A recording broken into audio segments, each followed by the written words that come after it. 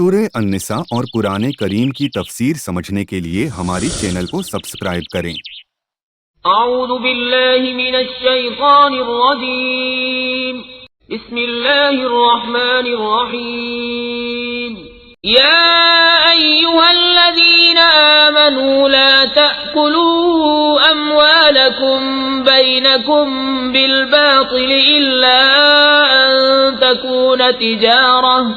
ان تكون تجارة عن تراض منكم ولا تقتلوا أنفسكم إن الله كان بكم رحيما۔ اللہ رب العزت نے ارشاد فرمایا، اے ایمان والو، باطل طریقے سے آپس میں ایک دوسرے کے مال نہ کھاؤ۔ یعنی پہلے نفس کی خباثتوں سے ہمیں روکا، اب اللہ رب العزت ہمیں اپنے مال کے تصرفات اور مال کمانے کے حوالے سے کیا کرنا ہے، کون سا مال حلال اور کون سا حرام ہے، اس حوالے سے ترغیب ہمیں بتائی جا رہی ہے، اور فرمایا کہ اے ایمان والو، باطل طریقے سے آپس میں ایک دوسرے کے مال نہ کھاؤ۔ اب باطل طریقے سے یعنی مطلب یہ ہے کہ حرام ذریعے سے مال نہ کھاؤ ایک دوسرے کا۔ سیدھی سی بات ہے کہ حلال طریقے سے مال کما کر کھانا یہ جائز ہے، اور حرام ذریعے سے مال کما کر کھانا یہ حرام ہے۔ تو باطل طریقے سے ایک دوسرے کے مال نہ کھاؤ، البتہ یہ ہو کہ تمہاری باہمی رضامندی سے تجارت ہو، اور اپنی جانوں کو قتل نہ کرو، بے شک اللہ تم پر مہربان ہے۔ دوسری جو بات فرمائی کہ البتہ یہ ہو کہ باہمی رضامندی سے جو سودا ہو تو وہ تجارت ہو، اچھی بات ہے، مگر سودا ایسا ہو کہ ایک دوسرے میں ایک ناراض ہے اور دوسرا اس پر راضی ہے، تو اس طریقے سے سودا بھی نہ کرو۔ تجارت ہو تو بہتر ہے کہ جس میں دونوں راضی ہو۔ تیسری بات ہے کہ اپنی جانوں کو قتل نہ کرو، یعنی خودکشی نہ کرو، اپنی جانوں پر ظلم نہ کرو، بے شک اللہ تم پر مہربان ہے۔ یعنی نکاح کے ذریعے نفس میں تصرف کی وضاحت کے بعد اب مال میں تصرف کا شرعی طریقہ بیان کیا جا رہا ہے۔ پہلے نکاح کے ذریعے نفس میں تصرف کا طریقہ بیان ہوا، اب مال میں تصرف کا شرعی طریقہ بیان کیا جا رہا ہے۔ یعنی آیت میں باطل طریقے سے مراد وہ طریقہ ہے جس سے مال حاصل کرنا شریعت نے حرام قرار دیا ہے۔ یہ جو کہا کہ ایمان والو باطل طریقے سے ایک دوسرے کا مال نہ کھاؤ، یعنی حرام طریقے سے جس کو شریعت نے حرام کہا ہے، چاہے وہ سود والا طریقہ ہو، چاہے وہ دھوکہ دھڑی والا ہو، چاہے وہ جھوٹ بول کر کے ہو، چاہے وہ کسی کا غصب کر کے ہو، چاہے وہ کسی بھی حرام ذریعے سے آپ نے حاصل کیا ہو، اس طریقے سے مال نہ کھاؤ۔ جیسے سود، چوری، جوئے کے ذریعے مال حاصل کرنا، جھوٹی قسم، جھوٹی وکالت، خیانت اور غصب کے ذریعے مال حاصل کرنا، اور گانے بجانے کے اجرت، یہ سب باطل طریقے میں داخل اور حرام ہے۔ یعنی شریعت نے جن کاموں کو اور جن ذریعوں کو حرام کہا ہے، ان ذریعوں کے ذریعے مال حاصل کرنا بھی حرام ہے۔ یوں ہی اپنا مال باطل طریقے سے کھانا، یعنی کہ گناہ اور نافرمانی میں خرچ کرنا بھی اس میں داخل ہے۔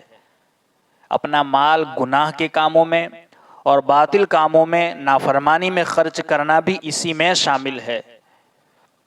اسی طرح رشوت کا لین دین کرنا، ڈنڈی مار کر سودا بیچنا، ملاوٹ والا مال فروخت کرنا یعنی کہ بیچنا، قرض دبا لینا، ڈاکہ زنی کرنا، بھتہ خوری اور پرچیاں بھیج کر ہراساں کر کے مال وصول کرنا بھی اس میں شامل ہے۔ چاہے کسی کو مجبور کر کے، ٹارچر کر کے یا بلیک میل کر کے کسی بھی ذریعے سے مال وصول کرنا، یہ بھی اس میں شامل ہے۔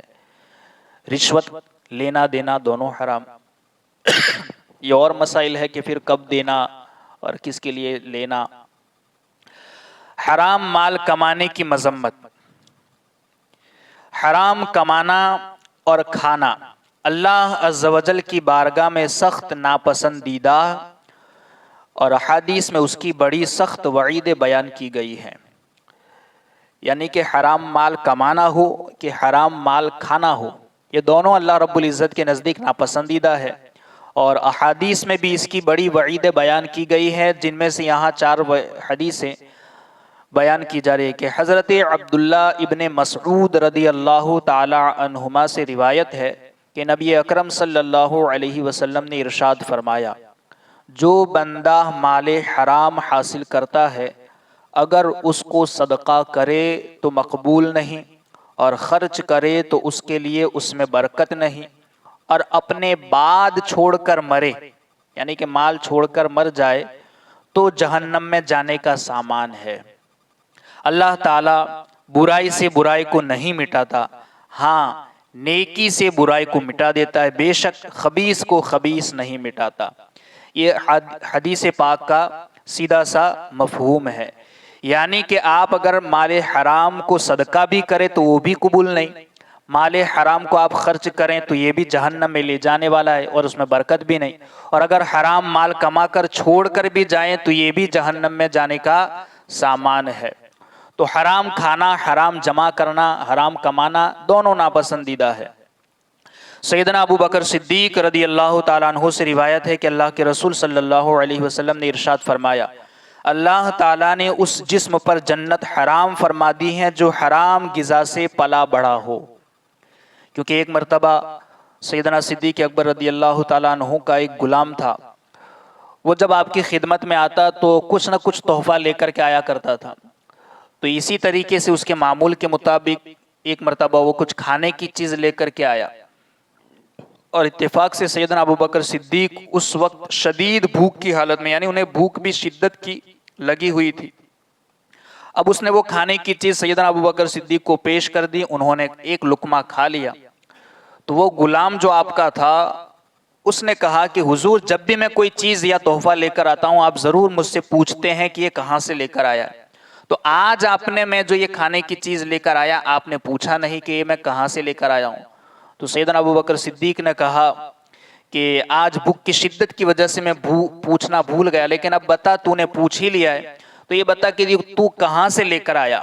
تو اس نے کہا کہ میں زمانہ جاہلیت میں، یعنی کہ جب میں ایمان نہیں لایا تھا اس وقت میں منتر وغیرہ پڑھ کر کے کچھ لوگوں کا علاج کرتا تھا، اسی طریقے سے میں نے ایک شخص کا علاج اس زمانے میں کیا تھا تو اس نے مجھے اس کی اجرت کے طور پر کچھ دینے کا وعدہ کیا تھا. آج جب میں راستے میں آ رہا تھا تو اس نے میرے اس کام کے بدلے میں یہ اجرت کے طور پر یہ کھانا دیا ہے. تو سیدنا ابو بکر صدیق رضی اللہ تعالیٰ عنہ نے جیسے ہی یہ سنا فوراً آپ انگلیاں ڈال کر کے قے کرنے کی کوشش کرنے لگے. حالانکہ آپ نے یہ کھانا ایک لقمہ کھایا تھا اور بھوک شدت کی تھی اس وجہ سے کھایا. اب وہ کھانا باہر نہ آ سکا تو کسی نے کہا کہ ابو بکر پانی پیجئے، تو آپ نے پانی بھی کافی تعداد میں پیا اور اس کے بعد قے کرنے کی کوشش کی، یہاں تک کہ آپ نے وہ کھانا باہر نکال دیا. لوگوں نے پوچھا کہ آخر اتنی بھی کیا اس میں خرابی تھی، ایک لقمہ ہی تو کھایا تھا. تو سیدنا ابو بکر صدیق رضی اللہ تعالیٰ عنہ نے ارشاد فرمایا کہ میں نے سرکار دو عالم صلی اللہ تعالیٰ علیہ وسلم کو یہ فرماتے ہوئے سنا ہے کہ مال حرام کا جو حصہ تمہارے جسم کا اگر حصہ بن جاتا ہے تو وہ جسم کا حصہ جہنم کی آگ کا سب سے زیادہ مستحق ہے. تو مجھے خوف ہوا کہ کہیں یہ حرام لقمہ اگرچہ تھوڑا تھا مگر میرے جسم میں جا کر میرے جسم کا حصہ بن جاتا تو وہ حصہ جہنم کا حقدار بن جاتا. تو یہ صحابہ کرام کا طریقہ تھا کہ وہ چھوٹی سی چھوٹی چیز سے بھی اپنے آپ کو دور رکھتے تھے اور بچاتے تھے، اور کھا بھی لیتے تو اس کو واپس نکال دیتے تھے. آج ہمارا حال کیا ہے؟ اسی طریقے سے ایک روایت یہ بھی ہے کہ تاجدار رسالت صلی اللہ تعالیٰ علیہ وسلم نے حضرت سعد رضی اللہ تعالیٰ عنہ سے ارشاد فرمایا کہ اے سعد اپنی غذا کو پاک کر لو اور مستجاب الدعوات ہو جاؤ گے. یعنی غذا پاک کر لو، یعنی پاک غذا کھاؤ، حلال طریقے سے کما کر کھاؤ، اللہ رب العزت مستجاب الدعوات بنا دے گا. کہ پاک غذا، اپنی غذا کو پاک کر لو، مستجاب الدعوات بن جاؤ گے. یعنی مستجاب الدعوات وہ بندہ کہ جس کی دعا پھر اللہ رد نہیں فرماتا. جو بھی دعا کرتا ہے اللہ اس کی قبول کر لیتا ہے۔ اس ذات کی قسم جس کے قبضہ قدرت میں محمد صلی اللہ علیہ وسلم کی جان ہے، بندہ حرام کا لقمہ اپنے پیٹ میں ڈالتا ہے تو اس کے 40 دن کے عمل اللہ رب العزت قبول نہیں فرماتا۔ یعنی ایک لقمہ اگر تھوڑا ہی کیوں نہ ہو، جب وہ پیٹ میں جاتا ہے تو اس بندے کے 40 دن تک کے عمل اللہ قبول نہیں کرتا۔ یہ حرام کی نحوست ہے۔ اور جس بندے کا گوشت حرام سے پلا بڑھا ہو اس کے لیے آگ زیادہ بہتر ہے۔ یہ سرکار نے حضرت سعد سے ارشاد فرمایا کہ اپنی غذا کو پاک کر لو، کیونکہ اس ذات کی قسم جس کے قبضے قدرت میں میری جان ہے، وہ جسم کا حصہ یا اگر کوئی بندہ حرام لقمہ اپنے پیٹ میں ڈالتا ہے تو اس بندے کے 40 دن کے عمل اللہ قبول نہیں کرتا، اور جو حصہ حرام کھا کر کے پلا بڑھا ہو جسم کا، وہ جہنم کی آگ کا سب سے زیادہ مستحق ہے۔ چوتھی روایت حضرت ابو ہریرہ رضی اللہ تعالیٰ عنہ سے روایت ہے اور فرماتے ہیں اللہ کے رسول صلی اللہ علیہ وسلم نے ارشاد فرمایا کہ سرکار دو عالم صلی اللہ علیہ وسلم نے ایک شخص کا ذکر کیا جو لمبا سفر کرتا ہے، اس کے بال پرا گندا اور بدن غبار آلود ہے۔ یعنی ایک بندہ ویسے اگر مسافر ہو تو مسافر کی دعا اللہ کبھی رد نہیں فرماتا، مسافر کی دعائیں قبول ہوتی ہیں۔ اور یہاں بیان کیا جا رہا ہے کہ ایک ایسا شخص جو لمبا سفر کرتا ہے اور سفر کی وجہ سے اس کا حال بھی کیسا ہے، اس کے بال پرا گندا ہے اور بدن غبار آلود ہے، اور وہ اپنے ہاتھ آسمان کی طرف اٹھا کر یا رب یا رب پکار پکار کر کے کہہ رہا ہے، حالانکہ اس کا کھانا حرام، اس کا پینا بھی حرام، لباس بھی حرام اور غذا بھی اگر حرام ہو تو پھر اس کی دعا کیسے قبول ہوگی؟ یہ سیدھی سی بات ہے کہ جس نے حرام پہنا ہو، حرام ذریعے سے کما کر کھایا ہو، حرام ذریعے سے کما کر کے پیا ہو، حرام ذریعے کا لباس ہو، غذا بھی حرام، لباس بھی حرام، پینا بھی حرام، کھانا بھی حرام، تو ایسے بندے کی پھر دعا کیسے قبول ہو سکتی ہے؟ اس حدیث کا مفہوم یہ ہے کہ جو حرام کھاتا ہے اور پیتا ہے اور پہنتا ہے، اللہ اس کی دعائیں بھی قبول نہیں فرماتا۔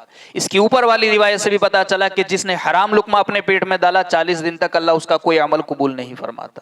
تو یہ کتنی بڑی نحوست ہے۔ اللہ رب العزت ہمیں ہر قسم کے حرام لقمے سے ہماری حفاظت فرمائے۔ الا ان تکون تجارتا عن تراض منکم، مگر یہ کہ تمہاری باہمی رضامندی سے تجارت ہو، خریدنے والا بھی راضی ہو، بیچنے والا بھی جس بات پر راضی ہو جائے، دونوں راضی ہو، ایسی تجارت ہو۔ یعنی باہمی رضامندی سے جو تجارت کرو وہ تمہارے لیے حلال ہے۔ باہمی رضامندی کی قید سے معلوم ہوا کہ خرید و فروخت کی وہ تمام صورتیں جن میں فریقین کی رضامندی نہ ہو درست نہیں ہے۔ یعنی اگر دونوں میں سے کوئی ایک بھی راضی نہیں ہے تو ایسی تجارت درست نہیں ہے۔ جیسے کہ آج کل اکثر ایسے دیکھا جاتا ہے کہ ضبط کی ہوئی جائیداد ہوتی ہے، جب اس کی نیلامی ہوتی ہے تو ظاہر سی بات ہے کہ جس کا ضبط کیا ہوا ہے وہ اس بات پر راضی نہیں ہے کہ اس عمارت کو یا اس پراپرٹی کو بیچا جائے، تو خریدنا بھی اس کا حرام ہے۔ تو باہمی رضامندی سے اگر کوئی تجارت ہو تو یہ درست ہے، مگر اگر فریقین میں سے کوئی ایک ناراض ہے تو ایسی تجارت درست نہیں ہے۔ جیسے کہ اکثر ضبط شدہ چیزوں کی نیلامی خریدنا کہ اس میں مالک راضی نہیں ہوتا، یوں ہی کسی کی دکان، مکان، زمین، جائیداد پر جبری قبضہ کر لینا یہ بھی حرام ہے۔ یاد رہے کہ مال کا مالک بننے کے تجارت کے علاوہ اور بھی بہت سے جائز اسباب ہیں۔ یعنی ایسا نہیں کہ صرف مال ملنے کے جائز اسباب صرف تجارت ہے، تجارت کے علاوہ بھی بہت سے ایسے اسباب ہیں کہ جس کے ذریعے مال جائز طریقے سے انسان مالک بن جاتا ہے مال کا۔ وہ کیسے ہیں؟ جیسے کہ تحفے کی صورت میں کسی کو کچھ مال مل گیا تو وہ بھی اس کے لیے جائز ہے۔ وصیت یا وراثت میں مال حاصل ہو تو یہ بھی جائز طریقے سے مال ملنا ہے، تو یہ بھی جائز مال ہے، یہ حرام مال نہیں ہے۔ مگر یہاں تجارت کا بطور خاص اس لیے ذکر کیا گیا کہ یہ مالک بننے کی اختیاری صورت ہے، یعنی کسی مال کا مالک بننا یہ تجارت کے ذریعے یہ بندے کے اختیار میں ہے، یہ اختیاری صورت کے ساتھ اس مال کا وہ مالک بنتا ہے۔ اس کے علاوہ جتنے اسباب ہیں، جیسے کسی کو تحفہ دے کر کے کسی کو مالک بنایا، یہ جائز ہے مال۔ کسی کو وراثت میں جو مال ملا وہ جائز ہے، حلال ہے۔ مگر تجارت کا اس آیت میں ذکر بالخصوص اس لیے کیا کہ یہ اختیاری صورت ہے بندے کی. اس کے علاوہ تجارت کے فضائل ہے، تجارت کے آداب ہے، اور اس کے کچھ اصول بھی ہے، انشاءاللہ رفتہ رفتہ اس کو بیان کریں گے. اور ایک چیز جو اس آیت میں قابل ذکر وہ بھی ہے، تیسری بات، کہ جو اپنی جانوں پر ظلم کرے یا قتل کرے اس کے حوالے سے کیا حکم ہے، کیا وعیدیں ہیں، انشاءاللہ اس کو بھی آنے والے وقت میں بیان کریں گے. اللہ رب العزت کہی سنی باتوں پر ہم سب کو عمل کی توفیق عطا فرمائے.